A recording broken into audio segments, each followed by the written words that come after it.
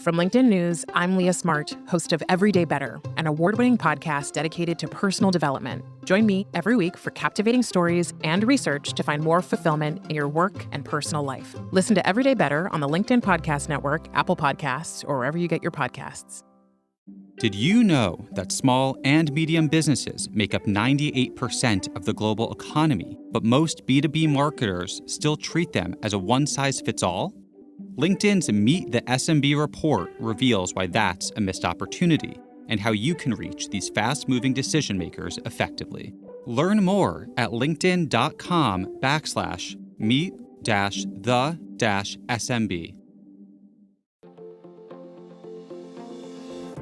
Hello, my friend, and welcome to another exciting episode of Negotiate Anything. Thanks for joining us today. With over 10 million downloads and listeners from more than 180 different countries, it's dedicated listeners just like you who have made Negotiate Anything the #1 negotiation podcast in the world. I'm your host, Kwame Christian. I'm a business lawyer, mediator, author, and the proud CEO of the American Negotiation Institute. Now, before we get into today's insightful conversation, I have a golden opportunity for those of you who recognize the power of negotiation in your professional lives. Have you ever found yourself wishing that you could navigate those high-stakes conversations with more confidence? Or perhaps you're looking to empower your team with the art of persuasion and conflict resolution. At the American Negotiation Institute, we've crafted specialized keynotes and workshops tailored for those very needs. We've transformed the negotiation skills of professionals worldwide, and we're eager to do the same for you. We believe the best things in life are on the other side of difficult conversations, and our goal is to help you improve your lives and the lives of those around you, one difficult conversation at a time. Don't let another challenging conversation leave you second guessing. Click the link in the description to discover how we can help you find confidence in conflict, negotiate better deals, and have stronger relationships. Because in the world of business, every conversation counts. And now, without further ado, let's jump into the interview. Jefferson, thanks for joining us today. Thanks for having me on, brother. Excited to be here. It is our pleasure, man. We're excited too. This is going to be a good one. So how would you get us started by telling us a little bit about yourself and what you do? Absolutely. My name's Jefferson Rogers. I'm a business owner in Southern Utah, is where our headquarters are at. We've got locations in Idaho, Arizona, and Nevada. And over the past 4.5 years, I have gotten sober, started a business for the first time, and grown this thing now to have produced over $40 million in revenue. And we're preparing some really cool things within the side of the business to be able to have an exit within the next 5 or 6 years. And now I've had the opportunity, because of the power of mentors and coaches and advisors and consultants in my journey, to start doing some consulting and advising myself. And, I still got a long ways to go, but it's been an exciting journey, and I'm excited to jam with you on a little bit of it. Yeah, man. Well, that sounds like a busy 4 years. That's sure really has been impressive. So listeners, I'm pumped about this episode because we're going to take a bit of a different route on this. We're going to talk about internal negotiations, so the conversations you have to have with yourself in order to persuade yourself, but also external negotiations, all through the lens of the mentorship type of conversations that Jefferson has had throughout his career. So how about you start off by telling us where you were at the beginning of this 4.5-year journey? Where were you? Paint that picture so we have a clear starting point. It was a rough place. So it's very memorable because it was what I would consider my rock bottom. I'd been to a lot of rough places throughout my life, my teenage years, my 20s, just from, the decisions that I've made, the people that I hung out with. But it got to a point where I had been married for, I'd been married for 7 years. And we started out really great, where I had been sober. I had landed this incredible woman because of where I was at in my life. And then life caught up, and I had all these new responsibilities. I was an instant dad. She had a 3-year-old son when I met her. And we got married, and he turned 4 not too long after that. And I've been raising him ever since then. There was a lot of responsibilities. I had to make money at a new level than I was ever used to before. And so it got to a point after 7 years of marriage where I'd gotten back into drinking, back into smoking pot. I'd done coke a couple of times that my wife knew about, and she about lost her freaking mind on me. This was just not the person that she had married. And there's just one big incident that happened in 2017 where I got in a fight. I drank all day. I got my truck impounded. I was supposed to be at my son's birthday party the next day, but I was too hungover to even participate. And it was just this really, really low place, shameful place in my life that, as the oldest brother of four, and, always wanted to accomplish great things with my life. My mom told me my whole life that I was meant to do great things. And I was born the first for a reason. And I was meant to be a leader. And I was just not living up to those expectations.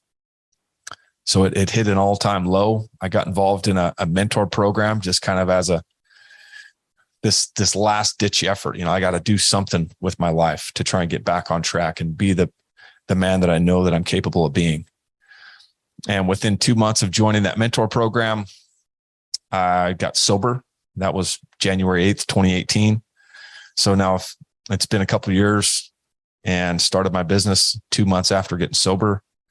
And now we've been on a tear. When you say it's been a busy 4 years, it absolutely has. We've been going hard, not just me, but my wife and my kids.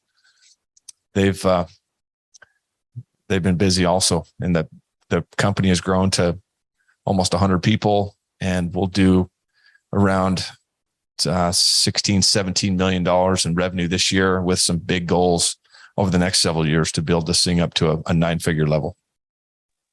Man, kudos. This is one of those instances where, as a podcast host, I forgot that I was hosting a podcast, and I went into listener mode. I was just sitting there listening. It's an incredible story. And I mean, just every aspect of it too, because you hit your rock bottom. You had the humility and awareness to recognize you needed help. You joined the mentorship program. You started a business, and now we start that entrepreneurial journey. And now you have all sorts of new stresses.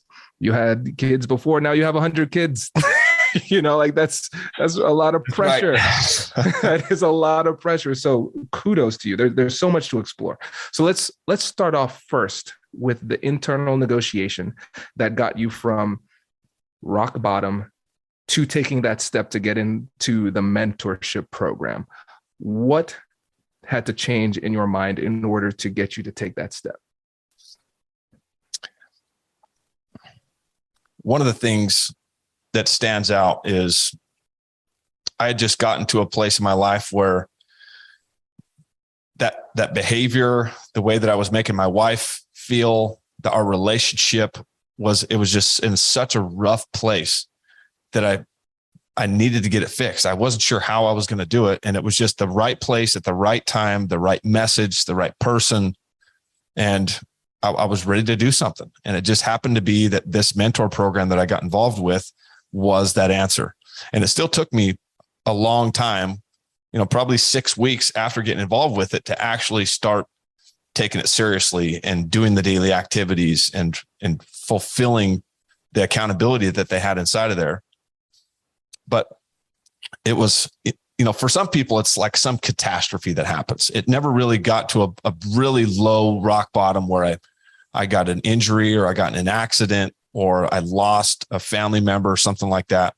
But it was enough for me to make a change and to start really trying to live up to my potential.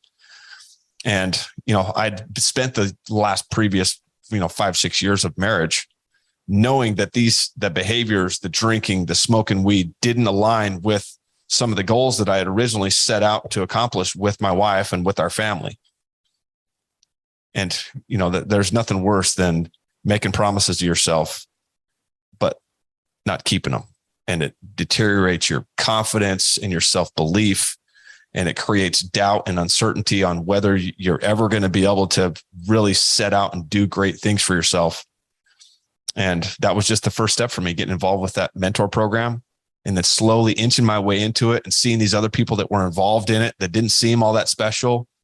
They were accomplishing great things with their life. And it started to really build some belief in me being exposed to success at a different level than I'd ever been exposed to it, that, man, these people really are just ordinary people.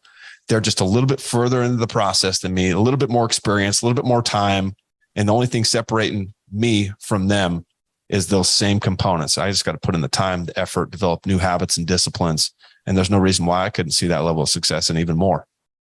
Yeah. And you know what's really interesting, Jefferson, about the way that you describe it is that even though 4.5 years, that is an incredible amount of change in an incredibly short period of time. But the way that you describe it, it sounds really incremental, which is an interesting dichotomy. Can you walk us through this change in mentality that happened once you got into the mentorship program? Because you said that you weren't fully bought in at the beginning. It took you about 6 weeks to start to get into it. What got you to that point where you could actually fully absorb and avail yourself to some of the teachings?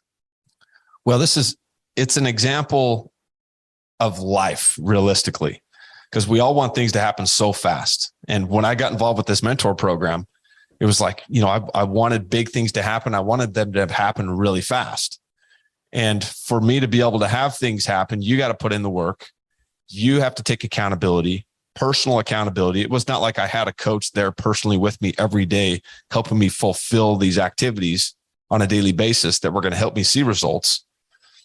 It was coming to terms with some of that and the commitment that it was going to take on my part to actually do something different so I could get different results. Hello, my friends. Before we get back to today's episode, I want to ask you a question. Have you ever wondered how to elevate your team's negotiation game and how you can help the folks on your team have better, difficult conversations? At the American Negotiation Institute, we offer transformative keynotes and workshops tailored to empower professionals with top-tier negotiation and conflict resolution skills. Whether it's a keynote for your next event or hands-on training for your team, we've got you covered. Don't just negotiate. Master the art with the American Negotiation Institute. Click the link in the description to find out more. Elevate, negotiate, and succeed. Small and medium businesses don't have time to waste, and neither do marketers trying to reach them. On LinkedIn, more SMB decision makers are actively looking for new solutions to help them grow, whether it's software or financial services. Our Meet the SMB report breaks down how these businesses buy and what really influences their choices. Learn more at linkedin.com/meet-the-SMB. That's linkedin.com/meet-the-SMB. And then one of the things that's repeated over and over and over for me is that exact same thing. It's like, I always want things to happen fast. I've got these high expectations for myself. I know that I can put in the effort and I want things to happen fast. But the reality is they just happen slow. Things happen slow, especially, these big, crazy ass goals that I have. So I started to just come to terms with it was going to be incremental. It was going to be slow. It was going to be steady. And as long as I was doing these consistent daily activities, I was going to get results, even though it didn't seem like shit was happening. And I heard this one time from a mentor of mine, Tom Hopkins, said that as long as you get to a place where you feel like you're doing something productive at every given moment of the day, you're making progress. So it never felt like a lot was happening, but then I just started to become a little bit more aware that I am doing productive things. These things on a daily basis that I'm doing aren't making these huge strides that I would like to happen, but these little steps that I'm taking are producing a level of progress. And now I look back over the 4.5 years and it's very apparent that it was happening. But in the moment, still to this day, I struggle with this because I have even bigger goals now and it just never seems like things are happening fast enough. I'm smiling as you're saying this, Jefferson, because I feel like I'm talking to myself right now when it comes to like the speed, because I wish it all could have been accomplished yesterday. And then I accomplished something and somebody's like, hey, Kwame, good job. I'm like, well, I'm behind schedule based on what I wanted to accomplish. So this sounds really familiar, but I love what you said about coming to terms with the fact that it's going to be slow. Because the terminology, like the words you use, coming to terms with it, shows that there was a little bit of reluctance or resistance to accept that. But then something changed in your mind where you did accept it. And it seems like a big part of it was being able to see like the small incremental gains that you're making day to day. Because when you have this big vision for what it is that you want to accomplish, these small changes that you have to make in order to get there, it can seem insurmountable. But when you think about habits, I know habits are something that you believe in really strongly. I think it was James Clear. He talks about habits are the compound interest of success or something to that effect, right? The more you start to do these smaller things, it starts to build up. So can you tell us a bit more about some of those habits that you started to put in place to get to where you wanted to go? Yeah, man, it was that mentor program. I'm so grateful that I was exposed to that, because, I'd always heard of habits and being goal oriented. There was all these things, but then, what a lot of us are missing is the actionable things that you need to do on a day-to-day basis to apply those concepts to your life. You can talk about it all you want, but unless you know how to apply it to your life, it's never going to do you any good. So one of the biggest benefits of getting involved with that mentor program was learning how to apply these things to my life. And there was just a series of daily activities that we were challenged with every week. And there was a couple of new ones that would be introduced, but there was some consistent ones. And some of the major contributors were just as simple as getting up before the sun comes up. This is so simple. It's like, get up before the sun comes up, read a couple of pages out of a personal development book, write your goals down morning and evening, get out of obscurity, put yourself out there, talk about the things that you're doing, make Facebook and Instagram posts. And it's not rocket science. I did a podcast with a gentleman and he said that same thing. He's like, is it really that difficult? Can you attribute your success really to these really small things that you're talking about? And I was like, absolutely. The problem that most people have, though, is that anybody can write their goals down for one day. Anybody can get out of bed early for one day. But what truly separates the greats and the people that accomplish incredible things are the people that can apply these very simple concepts consistently for a long period of time that turns into a life of productivity and progress and growth and accomplishing incredible things. Absolutely. And Jefferson, there's so much we could learn from this, so many different places, but obviously to stay on brand, I have to focus on persuasion and negotiation. And there's a clear connection here too, right? Because when we think about the negotiations we have with ourselves, we have to be incremental in our approach. If we ask ourselves to do too much too soon, we might not be ready. We might not be in the right mental state to do it. We might not have the skills to be able to do it. And then when it comes to persuading other people, a lot of times we try to get too much too soon. We try to negotiate for too much too soon, too early in the relationship. We haven't established trust. We haven't created a connection. They don't believe that you care yet. You have to take some time and invest into the relationship. And so you see people, for example, they might come into an organization and they say, all of these things need to change. Day one. But people are saying, well, hold up. What's your name? I don't know who you are. I don't know what you bring to the table. And you can get to that point where you want to with people, but sometimes it just takes time. And the bigger the change you want to make, the more incremental you have to be. So you have to be patient and persistent in order to be persuasive. Absolutely. Yeah, that's one of the challenges that I see as I'm developing new salespeople and leaders within my company is, everybody wants to accomplish great things with their life. And once they start to get exposed to the importance of having these positive habits and being goal oriented, we all kind of have a tendency to write out an entire list of new habits that we would like to have, new goals that we would like to accomplish, and put it all out in front of us and be like, I'm going to do all these this year. And then human nature is when things don't happen exactly the way that we planned them, or we thought that they would play out like, we get discouraged and we self-sabotage and we justify our behaviors. And then instead of doing just a little bit of each one of those things and building to a place where we've accomplished the whole list, we just stack that whole list in front of us and we never do any of it.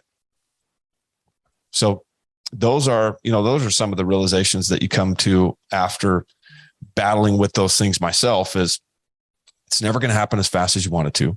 All these goals, they are attainable one at a time. Some of them you can do two at a time, but these incremental baby steps that you have to take to work towards having the ability to accomplish those things, having developed yourself into the person that is capable of having those things in your life. It just doesn't happen overnight. You have to have patience. And then these constant conversations that you have to have with yourself about, this isn't going to happen overnight. I have to have patience. Things are happening. I'm staying productive. I'm doing things that are benefiting and moving me towards my goals. It's never going to happen as fast as I want it to.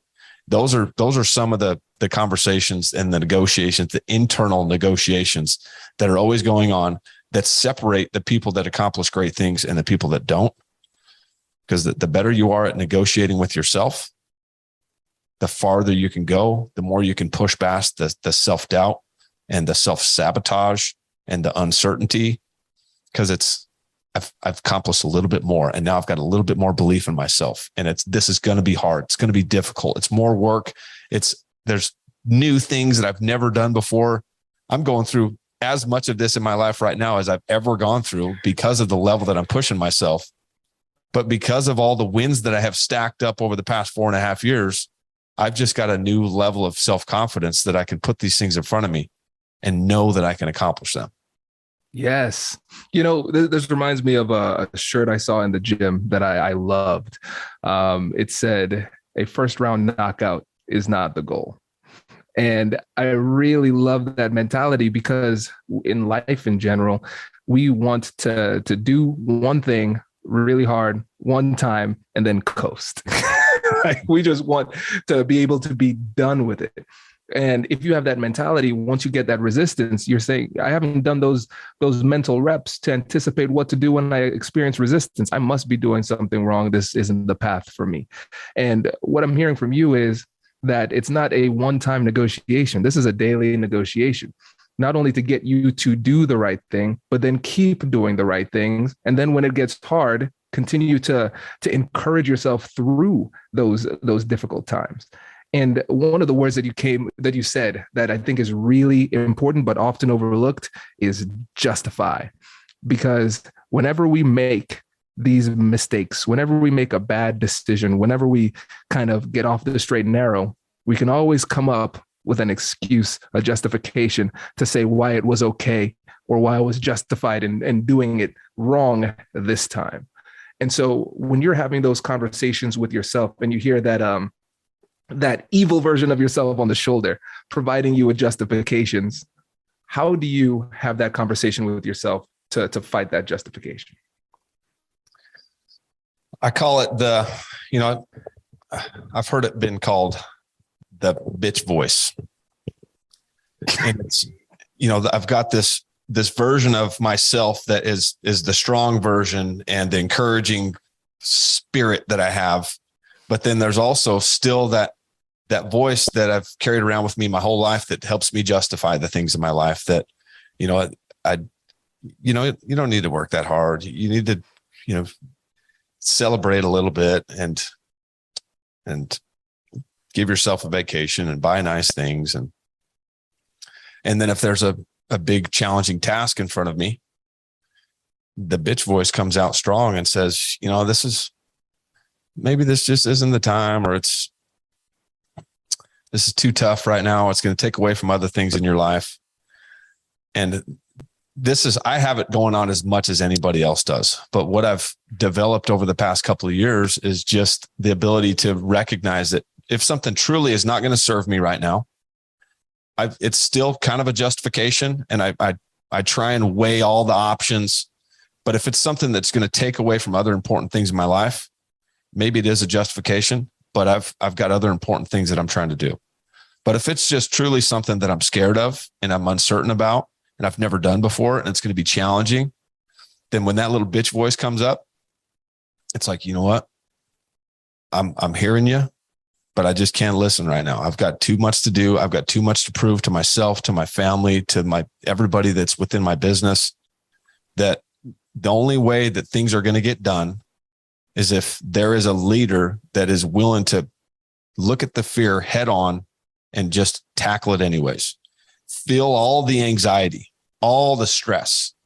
You can't avoid any of that stuff. You just have to take it all on and you deal with it professionally with a smile and positivity, and you just keep pushing. I love this. I love this because I have that voice that comes in the gym a lot of times. You know, it's like, oh, one more rep. Can you do? You know what? I'm good. No, you're not. I would respond with just a simple question. Can I do this? Can I do this? Because that weak voice in the back of your head is going to say, you know what? Take this day off. No, then I simply ask the question, can I do this? Can I physically do what I should do in this moment? If the answer is yes, then I should be doing it. Right. And I love the fact that you actually named it. I think that's really important because we all have familiar voices in our heads. And I think being able to identify them as like something that is working for you versus something that's working against you is really important. And I love that you described it from a leadership mentality. You have to be that leader that's willing to tackle anything. And I think a lot of times people are looking for that leader. They're kind of looking for that hero. But the reality is you have to be your own hero. You have to be your own leader and win that internal battle so you could win the battle on the outside too. That's right. Yeah, I was talking with he's actually my videographer, but he's a business owner, and we've been working together for I don't know, I guess it's been close to a year now. And so he's come a long way in his business and his development, and he considers me one of his mentors. And we're having this conversation about integrity and him getting involved in business as a young man, starting to see these other things in other people that he just has naturally. He is a high integrity type of person, just an incredibly hard worker, and he's accomplished great things in his life, and he's only 23 years old. But the integrity that we were talking about is, there's the traditional integrity where, you just do what you say you're going to do and you're reliable. But then there's, when we're talking about these kind of things, I also think about this internal personal integrity, because there is the promises that we make ourselves that if you're not keeping, I talk about this a lot because I spent a lot of years not keeping promises to myself, and I considered myself a person of high integrity, but this had never really hit the radar because nobody knew about it. I was the only person that knew. And it was for years dinging my confidence and my belief in myself, because I would make these claims to myself that I'm going to go and earn that next spot at that job. I'm going to go prove myself and work harder and show up earlier and stay later. And then I would just do the same things that I'd always done and get the same results. And because I had done that for so long, you lose a little belief in yourself. But that personal integrity, I don't think it's talked about enough, because your ability to keep promise to yourself is a direct reflection of the type of progress that you're going to make in your life. And if you don't have big goals, and if you're not making any big promises to yourself, I guess it won't. But I always have. I just haven't always fulfilled on those promises. And now over the past several years, I've started to really learn the importance of that and see it in other people and be able to pick up on that lack of confidence and that lack of self-belief. And I know exactly where it's coming from. I can't see it. And they know that nobody else can see it. But I can just sense that lack of confidence and where it comes from just from personally being there. Jefferson, this has been phenomenal. I know I've taken a ton of notes, and I'm hoping the listeners have too when it comes to handling their tough internal negotiations. And for the listeners who want to learn more about you, can you tell them about your book, your business, and the consulting program you have? Absolutely. I got a book being launched in early 2023. It's called All In, Get Unstuck, Accelerate, and Go Further Faster. And it just basically goes over a lot of the philosophies and methodologies that I've applied to my life to be able to reach a level in business that, is very uncommon to hit an 8-figure mark within 4 years. We actually, within my third year, we did $10 million in revenue in a calendar year. And there's a lot of things that went into that. And there's a lot of businesses that get stuck out there at the 6-figure mark and never even make it to 7 figures. And they're not quite sure what the answer is. So this book is kind of an answer to a lot of personal stuff to be able to overcome self-belief and self-doubt and self-sabotage, but then also be able to apply habits and discipline and some new philosophies to your life to help you reach new levels that you never even thought were possible. And over the last 2 years, I've had the opportunity to start doing consulting and advising with companies to help them really apply these principles to their businesses, to help them go from 6 figures to 7 and even 8 figures. This is great. Jefferson, really appreciate it. Everybody, there will be links in the description so you can get your copy of the book and check out his website. Thanks, brother. Really, really appreciate you coming on the show. Thanks for having me on. It was a great time. Congratulations, you've just joined an elite club. By listening to a full episode, you're now officially on the Negotiate Anything team. So welcome aboard. What most team members do is they subscribe to the podcast because that allows them to automatically get the latest episodes of the show. The best things in life lie on the other side of difficult conversations. Keep learning, keep practicing, and keep getting better. Your relationships will improve, your career will soar, and you'll have the confidence you need to get the most out of these crucial conversations. Again, thank you for joining the team. We're excited to have you, and I will see you in the next episode. I'll catch you later.